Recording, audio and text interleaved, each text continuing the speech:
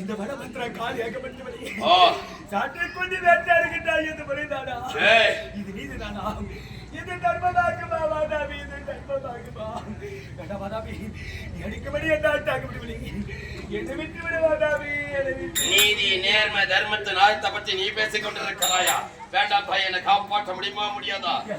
முடியாதா?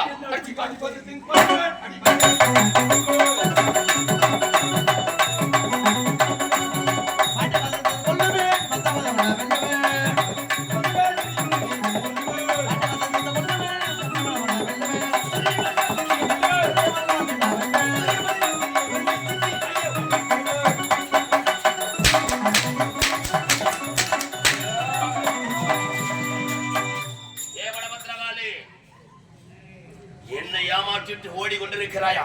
உயிருக்கு போராடி ஓடிக்கொண்டிருக்கிறாயா? உன்னையும் கொள்கிறேன், அந்த வன்னியனும் கொள்கிறேன். வரண்டி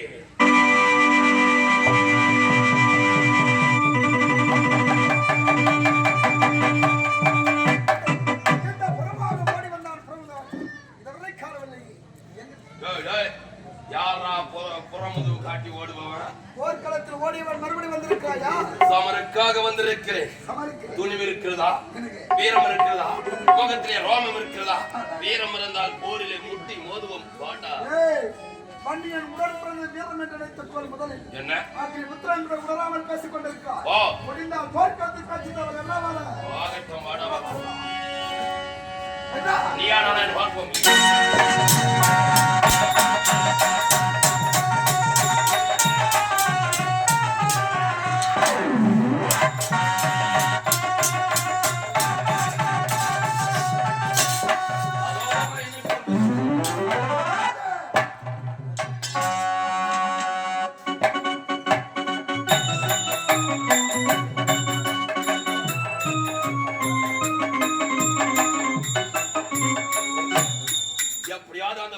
கொன்று குவித்து விடலாம் என்று பார்த்தால் மீண்டும் மீண்டும் என் உயிரை கொள்வதற்காக முற்படுகிறான். இப்படியெல்லாம் அவனை போர் செய்தால் நம்முடைய உயிரை காப்பாற்றிக் கொள்ள முடியாது.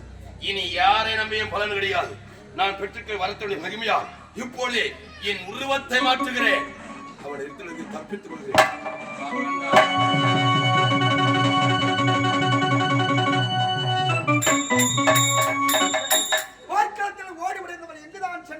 ஒன்றுமே புரியவில்லையே. இவன் எங்கு சென்றாலும் இவனை உருவ விடக்கூடாது. அம்மா, அந்த வாதாபியை கொன்று விட்டாயா? கொல்லத்தான் முடியவில்லை அம்மா. காரணம் என்னோடு சமர் புரிந்தவன் ஓடி ஒளிந்தான். எங்கென்று சுற்றி இந்த பாலவனம் முழுக்க ஓடுகிறது. என்று ஆச்சரியம். அவன் உருவத்தை காணவில்லை தாயே. உனத்திலே சமச்சரம் திடீரென்று மாயமாக மறைந்து விட்டானா? இதை பார்த்தையா?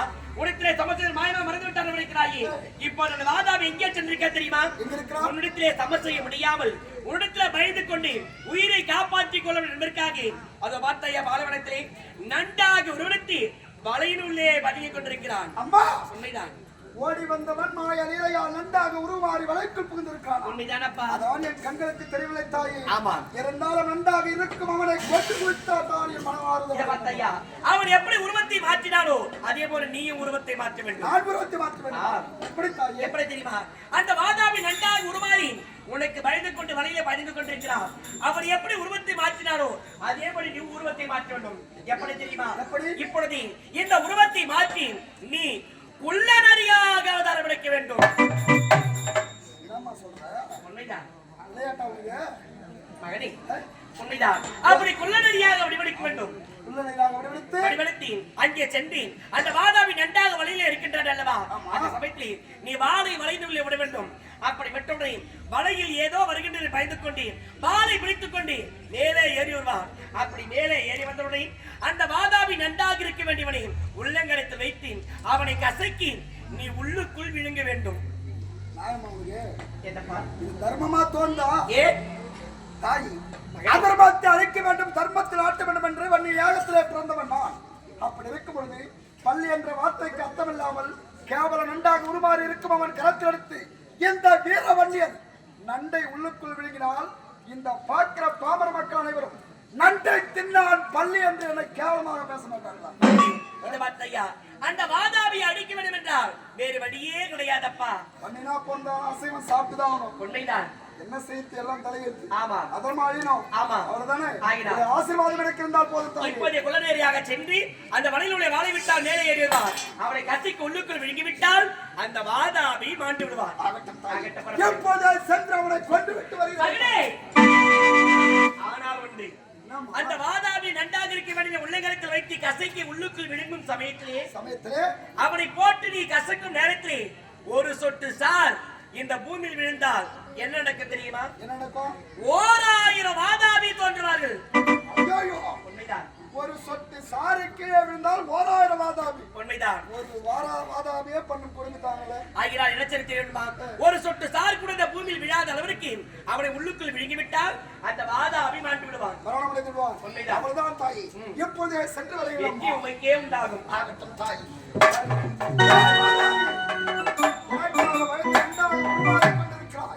நன்றாக உருமாறி இருக்கும் உன்னை என் தாயின் உத்தரவு பிரகாரம் உன்னை உண்டு புசித்து உன் உயிரிழக்கிறேன். ஆமா, மாமிசத்தை உண்ட செல்கிறோம். நான் பூணோடு இந்த அக்னித்தியிலே மார்போடு பூணல் அணிந்து பிறந்தவன். இந்த பூணலை அணிந்து கொண்டு மாமிசத்தை உண்டால் பார்க்கிற மக்களுக்கு தவறாக புரியும். ஆகையால் என்னுடைய பூணாங்கேற்று இப்பொழுதே காட்டி எந்த கரை மீது வைத்து இப்போதே அவனை தின்று விடுகிறேன். ஓ நமச்சிவாயம்.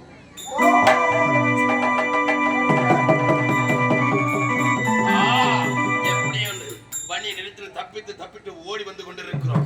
என்னுடைய உயிரை காப்பாற்றிக் கொள்ள வேண்டும் என்றால் என் உருவத்தை மாற்றி நன்றாக உருவத்தை எடுத்து இந்த பாதாளத்தின் உள்ளே போது கொள்கிறேன்.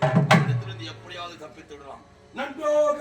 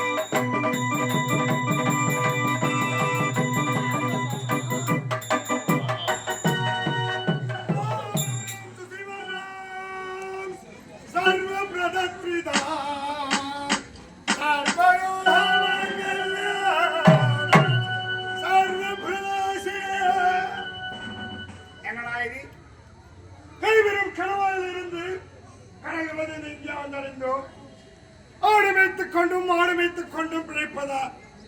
உடலில் இருந்து ஏதோ வேர்வை சுரந்து கொண்டே இருக்கிறது. சரி, இவ்வளவு தூரம் வந்த காரணத்தினால் இப்பொழுது தாகம் அதிகமாக இருக்கிறது. அதோ தெரியும் தடாகத்திற்கு சென்று நீர் அருந்தி விட்டு வருவோம். சென்று வருகிறேன்.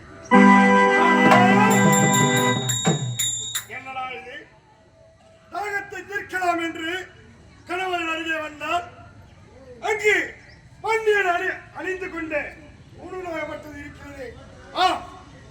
நாம் சுலபமாக பிழைப்பதற்கு, வேர்வை சிந்தாமல் பிழைப்பதற்கு இதான் தகுந்த நேரம். இப்பொழுது இந்த பூனை எடுத்து அணிந்து கொண்டு மக்கள் அனைவரையும் ஏமாற்றிக் கொண்டு உழைத்துக் கொள்கிறேன்.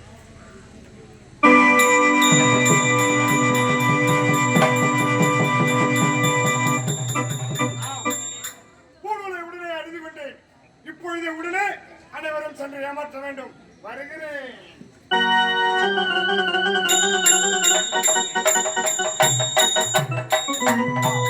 இந்த வறண்ட பாலவத்தில் விளக்கு இருக்கிறான். உண்மையை உரைத்த பிரகாரம் என் காமாட்சி அம்மன் துர்கா பரமேஸ்வரனோடு எப்போதே கொல்லநடையால் வருகின்றேன்.